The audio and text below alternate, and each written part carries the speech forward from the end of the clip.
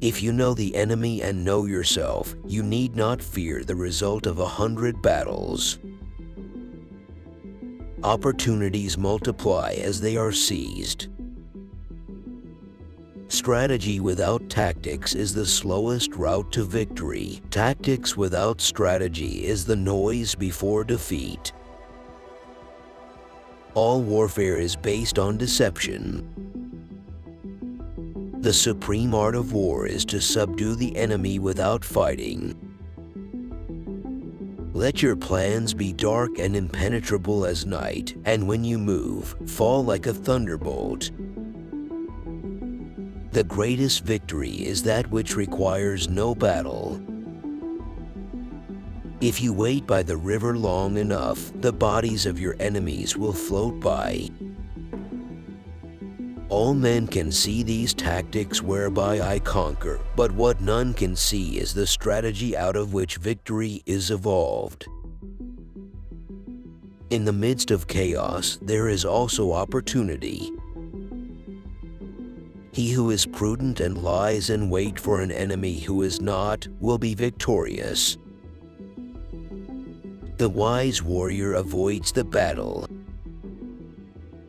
Victorious warriors win first and then go to war, while defeated warriors go to war first and then seek to win. Greatest glory in living lies not in never falling, but in rising every time we fall. The good fighters of old first put themselves beyond the possibility of defeat and then waited for an opportunity of defeating the enemy. If your enemy is secure at all points, be prepared for him. If he is in superior strength, evade him. If your opponent is temperamental, seek to irritate him. Pretend to be weak, that he may grow arrogant. If he is taking his ease, give him no rest. If his forces are united, separate them. If sovereign and subject are in accord, put division between them. There is no instance of a nation benefiting from prolonged warfare.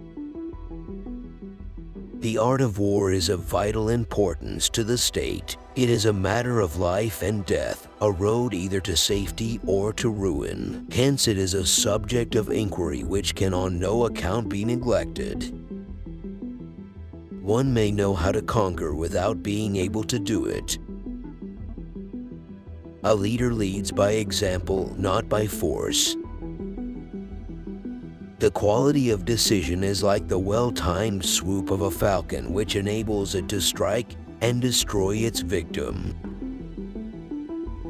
When you surround an army, leave an outlet free. Do not press a desperate foe too hard. The wise warrior avoids the battle. Know thyself, know thy enemy. 1,000 battles, 1,000 victories. The greatest general is not the one who wins the battles, but rather the one who is able to achieve victory without having to fight. To know your enemy, you must become your enemy. The skillful leader subdues the enemy's troops without any fighting. He captures their cities without laying siege to them. He overthrows their kingdom without lengthy operations in the field. If you know yourself but not the enemy, for every victory gained you will also suffer a defeat. When the enemy is relaxed, make them toil. When full, starve them. When settled, make them move. Supreme excellence consists of breaking the enemy's resistance without fighting. The greatest victory is to win without battle. A true warrior is one who can defeat the enemy without fighting. In war, the way is to avoid what is strong and to strike at what is weak. The greatest skill in war is to subdue the enemy's army without fighting. When you are able to attack, you must seem unable. When using your forces, you must appear inactive. When you are near, you must make the enemy believe you are far away. When far away, you must make him believe you are near. The wise strategist avoids the battle.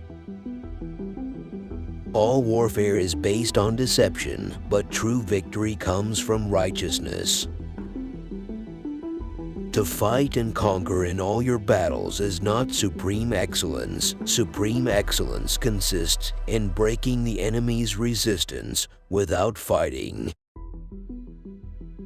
When strong, avoid them. If of high morale, depress them. Seem humble to fill them with conceit. If at ease, exhaust them. If united, separate them. Attack their weaknesses, emerge to their surprise. To win 100 victories in 100 battles is not the acme of skill. To subdue the enemy without fighting is the acme of skill. One who is skillful in war subdues the enemy without fighting. If you know the enemy and know yourself, your victory will not stand in doubt. The wise general makes plans against the possible and not the probable. Let your plans be dark and impenetrable as night, and when you move, strike like a thunderbolt. The art of war teaches us to rely not on the likelihood of the enemy's not coming, but on our readiness to receive him, not on the chance of his not attacking, but rather on the fact that we have made our position unassailable. In peace, prepare for war. In war, prepare for peace. The art of war is to know when to fight and when not to fight. Let your great object be victory, not lengthy campaigns. In war, the greatest wisdom is to act with speed. Treat your men as you would your own beloved sons, and they will follow you into the deepest valley. When strong, avoid them. If of high morale, depress them. Seem humble to fill them with arrogance. When you engage in actual fighting, if victory is long in coming, then men's weapons will grow dull and their ardor will be dampened. If you lay siege to a town, you will exhaust your strength. Again, if the campaign is protracted, the resources of the state will not be equal to the strain. The opportunity to secure ourselves against defeat lies in our own hands, but the opportunity of defeating the enemy is provided by the enemy himself. In conflict, straightforward actions generally lead to engagement. Surprising actions generally lead to victory.